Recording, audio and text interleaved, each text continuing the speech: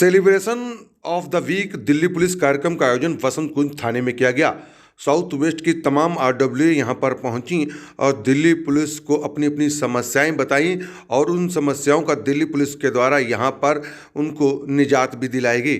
आपको बता दें कि साउथ वेस्ट के डीसीपी इंगित प्रताप सिंह भी यहां पर पहुंचे और यहां पर आरडब्ल्यू ने बताया कि उनके उनके क्षेत्र में क्या क्या समस्याएं हैं और साथ ही साथ आपको बता दें कुछ समस्याओं का समाधान यहां पर दिल्ली पुलिस के अधिकारियों के द्वारा उनको दिया भी गया और साथ ही साथ कुछ बातें उनकी जो हैं वो लिखी भी गई। और वहीं इसी कार्यक्रम में आरडब्ल्यू ने दिल्ली पुलिस के काम की सराहना भी करी, क्योंकि पिछले साल जिस तरीके से कोरोना काल में दिल्ली पुलिस ने जो काम किया था उस काम की सराहना भी यहां पर की गई। तस्वीर हम आपको वसंत कुंज की दिखा रहे हैं, जहां वसंत कुंज थाने के अंदर इस कार्यक्रम का आयोजन किया गया। आपको बता दें 16 फरवरी से 22 फरवरी तक celebration week of the Delhi police का कार्यक्रम जगह जगह पर चल रहा है। उसी क्रम में वसंत कुंज थाने में भी इस तरीके के कार्यक्रम का आयोजन किया गया, जहां पर तमाम आरडब्ल्यू जो हैं वो पहुंची और उन्होंने अपनी अपनी बातें यहां पर रखी। साथ ही दिल्ली पुलिस की तरफ से उनको गुलाब का फूल देकर उनका स्वागत भी किया गया, जो आरडब्ल्यू यहां पर पहुंची थी। गुड इवनिंग, मेरा नाम इंद्रजीत सिंह है। मैं यूपी बॉल तो इन दोनों जगह से ब्रीचिंग होती है और एंटी सोशल एलिमेंट्स हमारे D9 वहाँ देखिए एक तो D9 और D9 एक्सटेंशन से वहाँ भी एक पार्क है, तो वहाँ की जब ब्रीचिंग हुई पड़ी है बॉल की, तो आसपास के अब कहाँ से आते हैं। I request a police verification camp for the domestic staff and for the tenant verification. वो I think पहले pending था, but because of COVID हो नहीं पाया. And second again, as Vijay Malik ji said, that we are very close to the same liquor shops that he's talking about. There is too many bad elements there. In the sense कि वहाँ बैठ के पिए कोई फर्क नहीं पड़ता, but बैठ के वहाँ पिए before also to visit the market because ये रोज का काम है। JJ बंधु कैंप है and I have to credit Mandal ji and his team.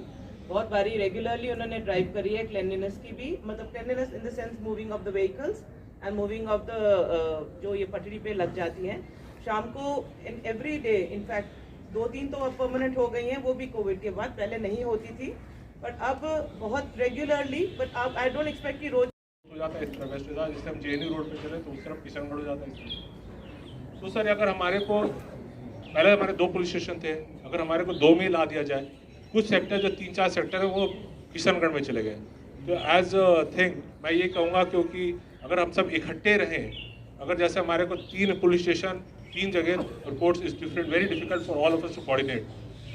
जैसे हमारे सब कुछ में कोऑर्डिनेशन इज बिगेस्ट हसल, इसीलिए मैं यही चाहूँगा कि अगर आप इसको तरह की सॉल्व कर दें कि 1 पॉइंट से आदमी जाके कंप्लेन कर सके। अभी भी लोग पूछते हैं कि जैसे कि पासपोर्ट वेरिफिकेशन है कि हम कहाँ जाएँ, नॉर्थ में जाएँ, साउथ में जाएँ या किशनगढ़ जाएँ, अभी तक क्लियर ही नहीं है किसी को कहाँ जाए। पासपोर्ट में अभी भी हम वसंत कुंज नॉर्थ में आते हैं, बट किशनगढ़ पुलिस स्टेशन। इसलिए मैं सर इसको कहूँगा, इसको अगर सॉर्ट आउट कर दिया जाए तो once for all everything will be solve. Thank you sir.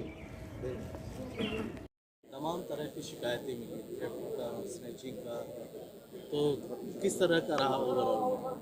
जी, ये जो हमने आज मीटिंग करी है आरडब्ल्यूए के साथ में वसंत कुंज नॉर्थ पुलिस स्टेशन में, ये दिल्ली पुलिस सप्ताह जो हम लोग मना रहे हैं उसी के तहत करी है। हालांकि हम लोग ऑफन मिलते रहते हैं, बट बिकॉज ऑफ कोविड हम लोगों ने इस तरह के संपर्क बंद कर दिए थे। तो ये कोविड के बाद में आई थिंक पहला हम लोग इस तरह से मिल रहे हैं और आज की मीटिंग काफ़ी अच्छी रही। कोई सोसाइटी परफेक्ट नहीं होती है, कोई समाज परफेक्ट नहीं होता है, तो उसमें जो भी त्रुटियां हैं, जो भी हमारी तरफ से त्रुटियां हैं, वो आरडब्ल्यूए के मेंबर्स ने, आरडब्ल्यूए के साहिबान ने उठाई हैं और हम लोगों ने उनको एक आश्वासन दिया है कि जो पॉइंट्स हमारे आज के लेवल के थे वो तो आज ही पूरे कर दिए जाएंगे और जो लॉन्ग टर्म है उनको थोड़ा समय लगेगा, उनको बताया गया है। इसके अलावा कुछ ऐसे पॉइंट्स उन्होंने उठाए हैं जो अदर एजेंसीज़ के हैं, जैसे म्यूनसिपैलिटी हो गई, ट्रैफिक हो गया, तो उन लोगों को रिटर्न में हम लोग बता देंगे कि इन सब पॉइंट्स को वो लोग टेकअप करें और इनको अमल में लाएँ, इनको जल्दी से जल्दी पूरा करें। पुलिस और पब्लिक के बीच का जो रिलेशन है उसे बेहतर करने के लिए आपने कुछ सजेस्ट बातें कही हैं, वो क्या है सर? बस यही बातें कहीं कि कोई सोसाइटी परफेक्ट नहीं होती है और सबका अपना ज़िम्मा होता है। तो जितना ड्यूटीज़ अगर किसी को अपनी पता है तो उनको रिस्पॉन्सिबिलिटी भी पता होनी चाहिए। तो बस मैं यही कहूँगा पूरे समाज को कि अगर आपको ड्यूटी पता है आपकी, तो रिस्पॉन्सिबिलिटी भी पता होनी चाहिए। ठीक, थैंक यू। फ्रीक्वेंसी थोड़ी ज़्यादा होनी चाहिए, क्योंकि डीसीपी लेवल अगर साल में एक बार मिलता है तो वो ठीक नहीं है। टेन्योर ही कम होता है, 1.5 साल का उसमें एक बार मिले निकल। थेफ्ट फ्री सोसाइटी, रामराज वाली बात हो जाती है। जिसने भी बोला, मतलब with all due respects, theft free society, कोई सोसाइटी थेफ्ट फ्री नहीं हो सकती है। हम लोग हैं थेफ्ट कंट्रोल करने के लिए। पुलिस का मैंडेट है prevention detection of law and order, prevention detection of crime and law and order management. Prevention हो जाए बहुत अच्छी बात है, प्रिवेंशन ना हो पाए डिटेक्शन हो जाए, डिटेक्शन के बाद आती है recovery. Unfortunately I accept we are lacking there. कहीं चोरी हो जाती है, कोई सामान उठा के ले जाता है, कहीं स्नैचिंग हो जाती है, रिकवरी में हम लोग लैक कर रहे हैं। तो we have to work on that. But theft free society, उसकी मैं आपको कोई गारंटी नहीं, बट हम लोग अपनी पूरी कोशिश करेंगे। नाइट पेट्रोलिंग जहाँ की आपने बोली है विद सायरन्स हॉकिंग, वो हम लोग उसका ध्यान रखेंगे। वहीं इस कार्यक्रम में पहुंचे कुछ लोगों ने अपनी अपनी बातें भी दिल्ली पुलिस के समक्ष रखी। साथ ही RWA का क्या कहना है इस मीटिंग को लेकर, आइए वो भी सुनवाते हैं। साथ ही आप सुन सकते हैं कि किस तरीके से जो बसंत कुंज के रेजिडेंट हैं उन्होंने दिल्ली पुलिस को अपनी क्या क्या समस्याएं जो हैं वो बताई हैं, जिनको कि दिल्ली पुलिस ने संज्ञान में भी लिया है। उनको बसे हुए चोर कहाँ से आते हैं। मेरी बिटिया आई थी अभी 2 साल पहले, 2 साल से कम ही हुआ है, उसकी फॉर्चूनर लगी रात में और सुबह चोरी हो गई। मेरे नेबर के यहाँ चोरी हुआ, मैंने ही हल्ला करके भगाया था चोर को। ये बहुत बड़ी समस्या है। और दूसरी, मैं स्लम में काम करती हूँ, सोशल वर्क, वहाँ पे इलिसिट लिकर का काम चलता ही है। और वो क्यों चलता है, बंद क्यों नहीं होता है।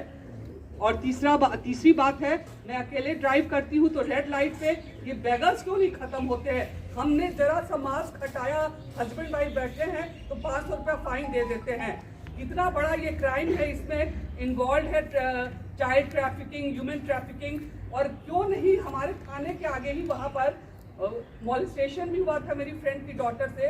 ये छोटी छोटी चीज़ें हैं जो कि रेजिडेंट्स के डे टू डे लाइफ को बहुत इफेक्ट करती हैं। और आपसे गुजारिश करेंगे कि हमारा एरिया थेफ्ट फ्री हो जाए, क्योंकि ये बहुत ही हमारी नींद नहीं आती है।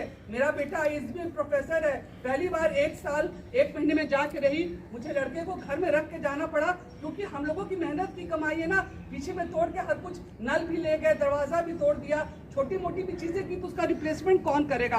तो ये बहुत बड़ी समस्या है कि आपके नदारत होते ही घर का सामान नदारत हो जाता है। Thank you. Secretary federation RWA। आज की जो मीटिंग रही दिल्ली पुलिस की, कैसी रही आप लोगों? सब बहुत अच्छी मीटिंग रही। DCP साहब ने हमारे काफ़ी इंटरेक्शन किए, काफ़ी सारी प्रॉब्लम को सॉल्व किए, हाथ के हाथ बहुत सारी प्रॉब्लम सॉल्व हो गई हैं। हम लोग काफ़ी खुश हैं। इन्होंने ये भी वादा किया है कि मीटिंग जल्दी होंगी और जल्दी आसानी से होंगी और अच्छा रहेगा। तो इस मामले में सब लोगों जो यहाँ हैं, मैं मीडिया का बहुत स्वागत करता हूँ कि मीडिया हर समय जहाँ पर हमारे को तकलीफ होती है, जैसे हमारे सोनी जी हैं, हमारे आज तक वाले साहब हैं, अमरदीप जी, सब लोग हमारे तुरंत पहुंच जाते हैं।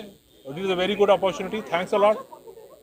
बहुत अच्छी मीटिंग। कोविड के बाद से ये पहला मीटिंग है, ये क्या मानते हैं अब जो लाइफस्टाइल है वो धीरे धीरे नॉर्मल हो रहा है? सर, आप दिल्ली में आप जैसे 1000 से कम केसेस रह गए, लाइफस्टाइल नॉर्मल हो गया, स्कूल्स खुल गए, जिम्स खुल गए, पिक्चर हॉल खुल गए, लाइफस्टाइल नॉर्मल होना है। धंधा भी नहीं चल रहा है, धंधा भी चलेगा इसी बहाने, तो लाइफस्टाइल नॉर्मल भी होना पड़ेगा सर।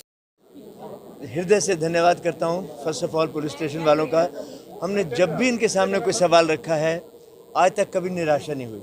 और कोविड के टाइम पे तो ये लोग इतने हमारे साथ जुड़े हुए थे। मैं, संजीव मंडल जी हैं, उनकी पूरी टीम है, राजकुमार जी हैं, पवन हैं, गौतम है, यानी किसी को भी फ़ोन करके कहा कि यार फलानी जगह से फ़ोन आया, उनको ये सामान की बहुत सख्त ज़रूरत है, उसी वक्त उन्होंने वहाँ पहुँचाया है।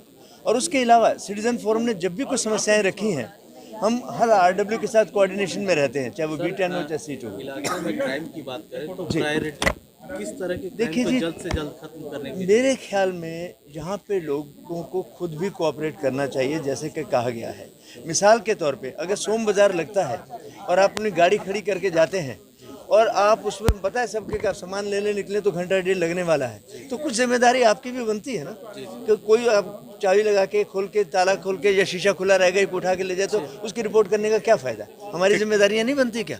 नंबर 1। दूसरी बड़ी बात यह है कि हमारे यहाँ स्पीड ब्रेकर्स की इशू जो है बहुत पुरानी है और इसमें हर अथॉरिटी अपने आप में इन्वॉल्व होती है। हमने ये समस्या बहुत भारी है, क्योंकि हमारे गेट जो हैं वो सारे के सारे मेन रोड पे खुलते हैं।